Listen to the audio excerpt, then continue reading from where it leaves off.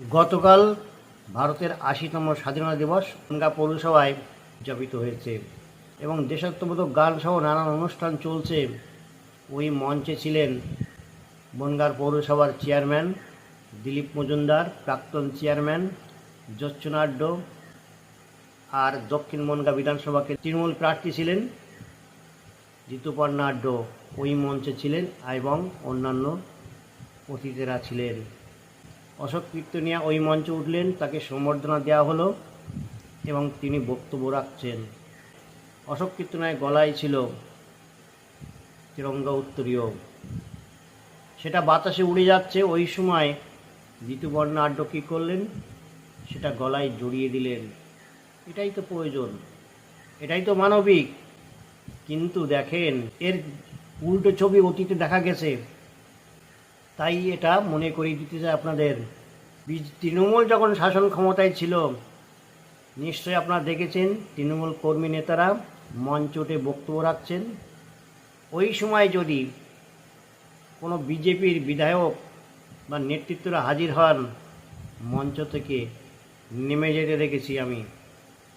এই প্রমাণ আমার কাছে আছে।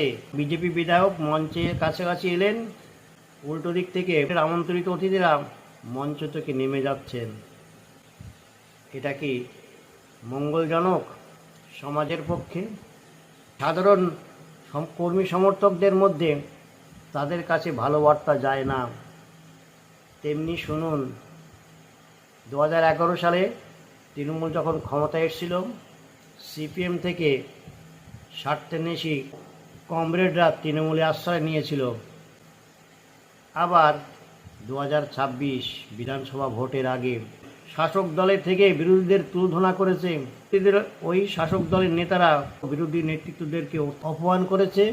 4 মে বিধানসভা নির্বাচনের ফলাফল ঘোষণা হলো। ওই দিন সন্ধ্যাবেলায় যখন বিজেপির কর্মী নেতারা বিজয় মিছিল করলেন, ওই মিছিলের মধ্যেই তৃণমূলের একাংশ রং মাখামাখি করলেন। যারা দুর্নীতির সঙ্গে যুক্ত ছিলেন, তারা গা বাঁচানোর জন্য তাদের গেরুয়া রং মেখে হোলি খেললেন। রাজ্যের বিজেপি সভাপতি তিনি শ্রমিক ভট্টাচার্য তিনি জানালেন, কোনো তৃণমূলের নেতাদেরকে বিজেপি দলে আনা হবে না। দেখেন, কথা কি রাখতে পারলেন? বেনু জলের মতো ঢুকছে যারা দুর্নীতি করেছিল তৃণমূল, তারা বিজেপিতে ঢুকছে, মাতব্বরিটা করতে শুরু করেছেন 2 মাসের মধ্যেই। আপনারা জানেন, যারা নব্য বিজেপি তারা ছড়ি ঘোরাচ্ছেন, মঞ্চে উঠে তাদেরকে দাপাদাপি শুরু হয়েছে। মানুষেরা কিন্তু অতিষ্ঠ। এটা ভাববেন না আগামী দিন বিজেপি ক্ষমতায় থাকবে। যে সমস্ত শাসক দলের নেতারা এই বিরোধী দলের নেতৃত্বদেরকে ঘর পুড়িয়ে দিয়েছে, অত্যাচার করেছে এবং কি পরিবারকে সদস্যদের মার্ডারও করেছে লোক দিয়ে, এমনই অভিযোগ ওই সমস্ত বিরোধী দলের পরিবারের সদস্যদের।